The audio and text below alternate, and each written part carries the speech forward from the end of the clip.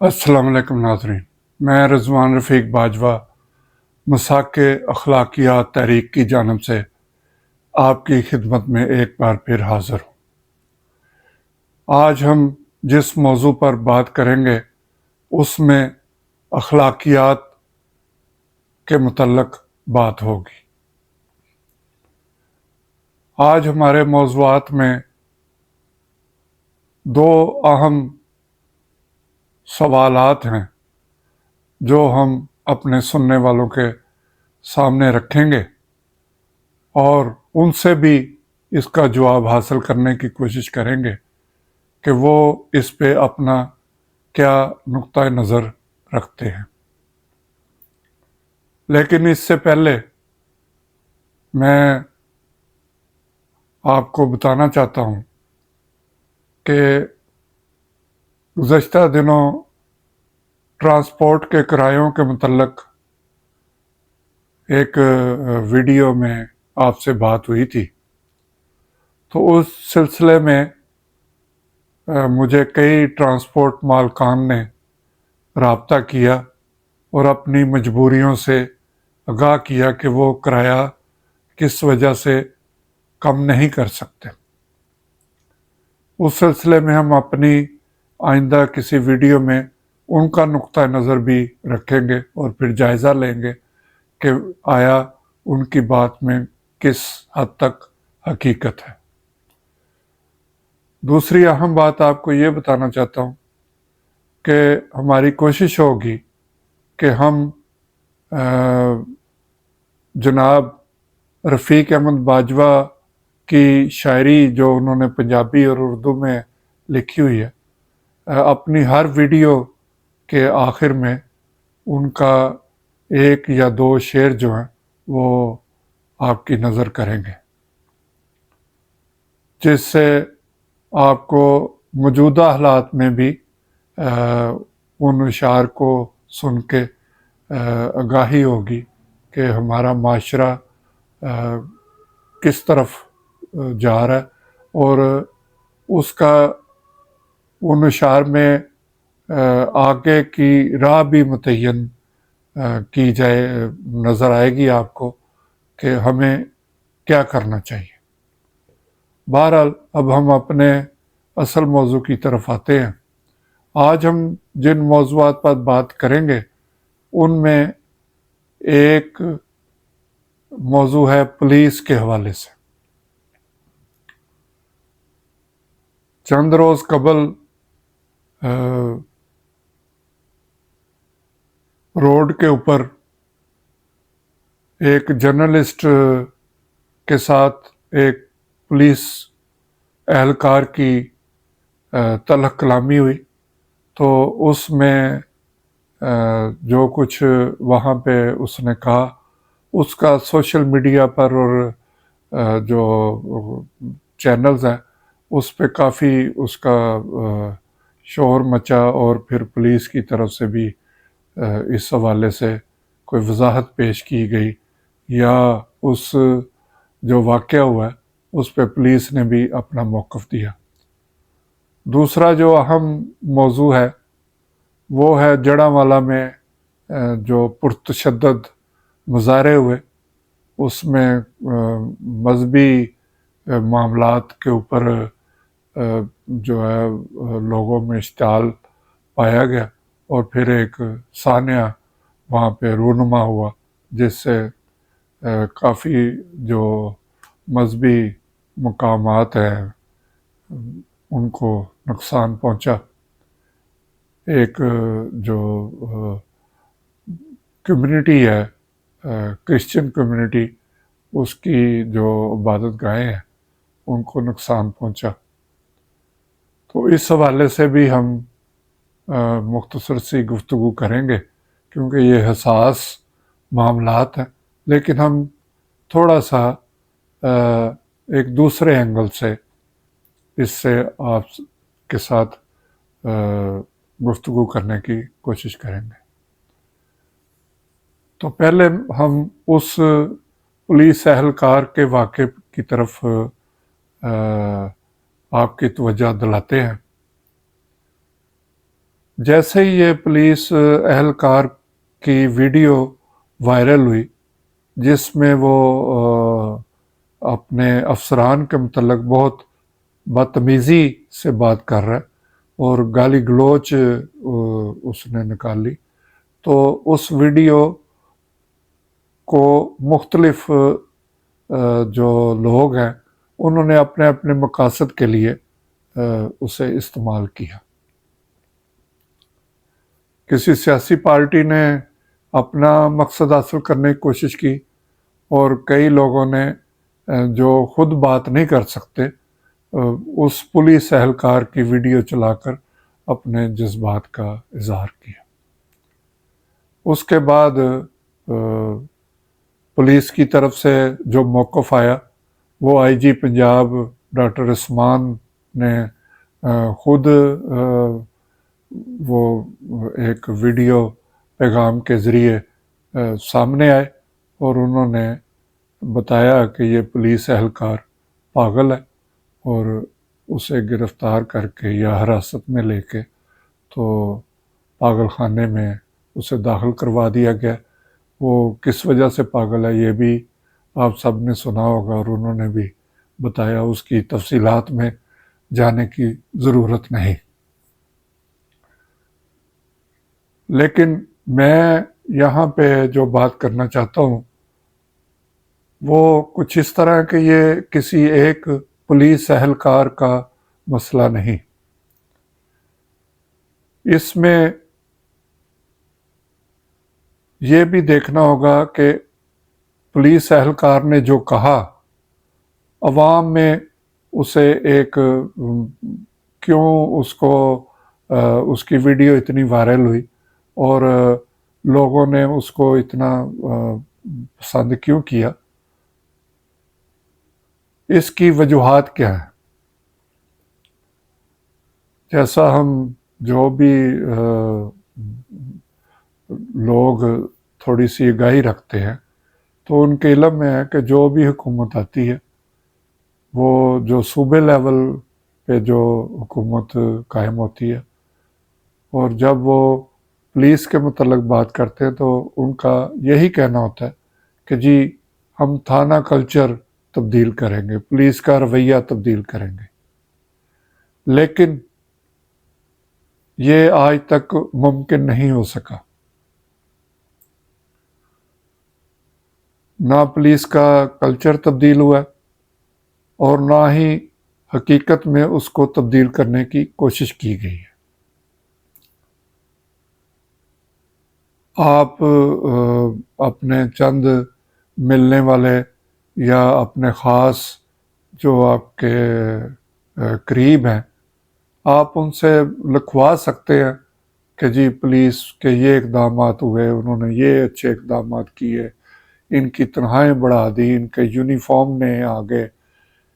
ان کو سہولتیں دے دی گئی، لیکن جہاں پہ عوام کے ساتھ ان کا تعلق جڑنا ہوتا ہے وہ والا کلچر آج کے دن تک 1% بھی تبدیل نہیں ہو سکا۔ اور جو ابتدائی طور پر پولیس سے جب بھی کسی کا رابطہ ہوتا ہے تو اس کی ایک ابتدائی درخواست ہوتی ہے جو وہ لے کے تھانے جو ہے وہ جاتا ہے، وہیں سے اس کے اندر ایک نفرت کا بیج جو ہے وہ پرورش پاتا ہے، اور پھر آہستہ آہستہ جتنے دن بھی اسے تھانے میں جانا ہوتا ہے یا اپنی درخواست پہ عمل درآمد کروانا ہوتا ہے، اس کے اندر ایک غم و غصہ بڑھتا جاتا ہے۔ وہ بے شک نہ بولے، اپنے کام کے اسے اندازہ ہوتا ہے کہ اگر میں کچھ اونچی آواز میں بات کروں گا تو میرا کام ہونا ناممکن بن جائے گا۔ اب وہ نفرت جو ہے وہ اس کا اظہار بھی نہیں کر سکتا، اس نے ظاہر ہے اپنا کام کروانا ہے، لیکن مجموعی طور پر ایک عام جو تاثر ہے وہ ہر بندہ ذہنی طور پر، دلی طور پر اندر سے پولیس کے خلاف ہی ہوتا ہے۔ جس کا واسطہ نہیں پڑا، اب جو صورتحال ہے تازہ ترین، جس کا واسطہ نہیں پڑا وہ بھی خلاف ہے، اور جس کا واسطہ پڑ گیا وہ بھی خلاف ہے۔ اب ایک ادارے کی اس قدر بدنامی ہو رہی ہے کہ کتنے ہی اس کے سربراہ آئے، لیکن کوئی بھی اس کے کلچر میں تبدیلی نہیں لا سکا۔ اگر کسی نے اس کے کلچر میں تبدیلی لانے کی کوشش کی ہے تو وہاں حکومت ناراض ہو گئی ہے۔ حکومت کے اپنے مفادات ہیں، اور ایک عام تاثر ہے کہ پولیس مکمل طور پر سیاسی ہو چکی ہے۔ اب تو اس تاثر کو ختم کرنا بھی ناممکن نظر آتا ہے۔ پہلے تو چلو تھا کہ جی کوئی پسند ناپسند وہ اپنی کسی مجبوری یا کچھ اور معاملات کی وجہ سے تفتیش پہ اثر ہو جاتا تھا، لیکن اب تو پولیس کے بارے میں جو عام لوگ سوچتے ہیں وہ یہی ہے کہ یہ مکمل طور پر سیاسی اور حکمرانوں کی اعلی کار بن چکی ہے۔ خیر، ہمیں اس پہ بھی زیادہ تفصیلی بات کرنے کی ضرورت نہیں، وہ جو لوگ کام کر رہے ہیں ان کے علم میں ہوگا کہ وہ کیا کر رہے ہیں۔ لیکن جس طرح اس اہلکار نے اپنے افسران کو برا بھلا کہا، اگر تھوڑا سا یہ ادارے کے سربراہ یا ان کے کرتا دھرتا سوچے تو عام جو لوگ ہیں وہ بھی اسی طرح کا ہی اپنا ذہن رکھتے ہیں، ان کے اندر بھی اسی طرح کا ہی غصہ ہے۔ اب جو بات میں کہنا چاہتا ہوں وہ یہ ہے کہ اگر کسی عام بندے نے اس طرح پولیس کو برا بھلا کہا ہوتا تو شاید وہ اب تک کہیں آر پار ہو چکا ہوتا۔ یہ کیونکہ پولیس اہلکار تھا اور اس کے خلاف وہ جس حد تک کوئی ایکشن لے سکتے تھے، ہم یہ مانتے ہیں کہ وہ پاگل ہوگا، لیکن اس کے پاگل پن میں جو اس نے باتیں کی ہیں وہ افسران کو اس پہ غور کرنا چاہیے کہ ادارہ کس قدر اور کس راہ پہ چل رہا ہے۔ دوسری بات جو میں کرنا چاہتا ہوں وہ یہ ہے کہ یہ بھی خطرہ محسوس کیا جا رہا ہے کہ اس اہلکار کی زندگی کو خطرات بھی ہیں۔ حکومت کو چاہیے، جو بھی دیگر متعلقہ ادارے ہیں، کہ وہ اس اہلکار کی جان کی حفاظت کریں، ورنہ ہو سکتا ہے کہ کیونکہ پاگل تو اسے قرار دے دیا گیا، ظاہر ہے وہ مینٹل ہاسپٹل میں، وہاں اس کی زندگی کو خطرات لاحق ہیں۔ اس لیے اس کی حفاظت کے لیے، اس کی جان بچانے کے لیے اور اس کا بہتر علاج کرنے کے لیے کوئی ایسے اقدامات کرنے چاہیے کہ وہ واپس اپنی زندگی میں آ کے اور ایک بہتر رول معاشرے میں ادا کر سکے۔ لیکن میں پھر کہوں گا کہ اس نے جو کچھ کہا ہے اس پہ کوئی اور ہم اس بات کو چھالنا تو نہیں چاہتے۔ ہمارے لیے، میں اپنا ذاتی طور پہ بتاتا ہوں کہ میرے لیے یہ افسوس کا مقام ہے کہ جس طرح سر عام افسران کو برا بھلا کہا گیا، اس پہ ہمیں ہرگز 1% بھی خوشی نہیں ہے، لیکن ایسے معاملات کو روکنے کے لیے ادارے کو چاہیے کہ وہ اپنے اندر تبدیلیاں لائے، اور اب انقلابی تبدیلیوں کی ضرورت ہے۔ وہ اپنے اندر انقلابی تبدیلیاں لائے تاکہ ایسے جو مسئلے ہیں وہ دوبارہ نہ ابھر سکیں، جس سے ادارے کی بدنامی ہو، کیونکہ پولیس ایک ایسا ادارہ ہے جس نے معاشرے میں انسانوں کی حفاظت کرنی ہے، ان کا مورال اب ہائی رہنا چاہیے، لیکن اس کے لیے عوام کی ذمہ داری نہیں، اس کے لیے جو ادارے میں بیٹھے ہوئے پالیسی ساز ہیں ان کو بھی اس پہ غور کرنا چاہیے۔ پھر میں یہ کہوں گا کہ اس اہلکار کی جان کی حفاظت کو یقینی بنانا بہت ضروری ہے۔ اسے مزید اندر کسی قسم کا ٹارچر نہیں دینا چاہیے، اس کا علاج کروانا چاہیے تاکہ وہ ایک بہتر انسان جو ہے وہ بن سکے۔ دوسرا جو چل رہا ہے آج کل مسئلہ، وہ جڑاں میں ہونے والے پرتشدد مظاہرے اور ان سے جو نقصانات ہوئے ہیں اس کے متعلق ہے۔ ایک تو ہمارے پاکستان میں جیسے ہی اس طرح کا کوئی سانحہ پیش آتا ہے تو جو نیشنل چینلز ہیں وہاں تو ذرا محتاط انداز میں اس کو دکھایا جاتا ہے، لیکن سوشل میڈیا پہ ایک دوڑ لگ جاتی ہے، ہر بندہ اسے لے کے مطلب وہاں موقع پہ پہنچ جاتا ہے اور اپنے اپنے انداز میں اس کی گفتگو ہوتی ہے، جس کی وجہ سے جو اصل مسئلہ ہے وہ دب جاتا ہے۔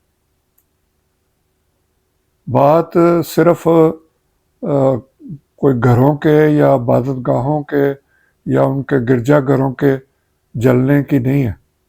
بات یہ ہے کہ یہ ایسی صورتحال پیدا کیوں ہوتی ہے۔ ایک بات جو سوچنے کی ہے کہ نعوذ باللہ قرآن پاک کی بے حرمتی کا دنیا میں کہیں واقعہ ہو جائے تو یہاں پہ ہر سیاسی جماعت جو ہے وہ اس پہ مظاہرے شروع ہو جاتے ہیں، کئی دفعہ توڑ پھوڑ بھی ہوتی ہے، پرتشدد مظاہرے بھی ہوتے ہیں، کیونکہ اگر کوئی مظاہرہ بڑا ہو جائے تو اسے پھر کنٹرول کرنا مشکل ہو جاتا ہے۔ جو سوشل میڈیا یا دوسرے لوگ وہاں پہ پہنچے ہیں وہ جو تصویر پیش کر رہے ہیں اس پہ حکومت کو کچھ کنٹرول کرنا چاہیے۔ صرف ایک طرف کے جذبات جو ہیں ان کا اظہار کر کے دوسرا جو لوگ ہیں ان کو بالکل نیچا نہ دکھائیں۔ ایک طرف مسلمان ہے، ایک طرف کرسچن برادری ہے، حکومت کو موقع دینا چاہیے کہ وہ بجائے کہ ہم خود ایک فیصلہ کر کے بیٹھ جائیں کہ جی یہ اس کا قصور ہے یا اس کا قصور ہے، حکومت کو موقع دینا چاہیے کہ وہ انکوائری کرے اور اس میں جو اصل حقائق ہیں وہ سامنے لائے۔ اس میں حکومت کا فرض ہے کہ وہ کسی بین الاقوامی پریشر میں آ کے کوئی فیصلہ نہ کرے۔ ہم ایک خود مختار ملک ہیں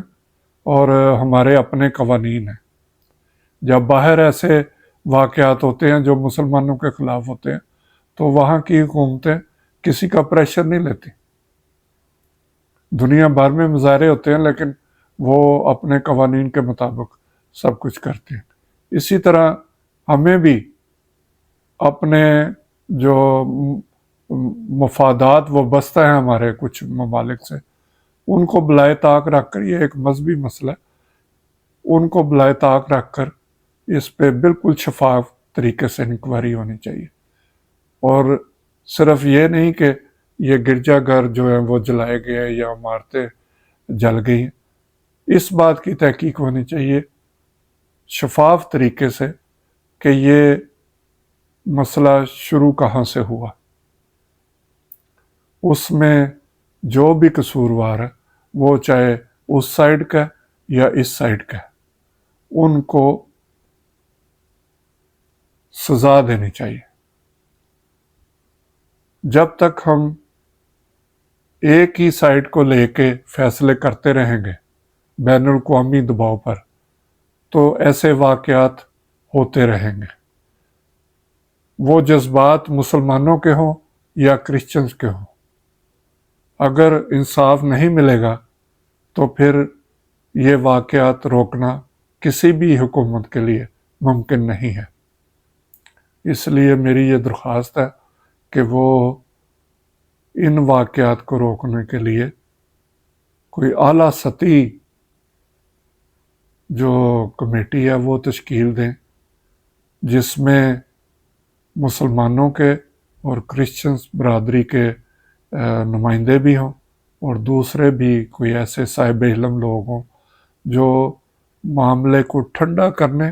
اور اس کا حل نکالنے کے لیے کوئی ایسی تجاویز دیں جس سے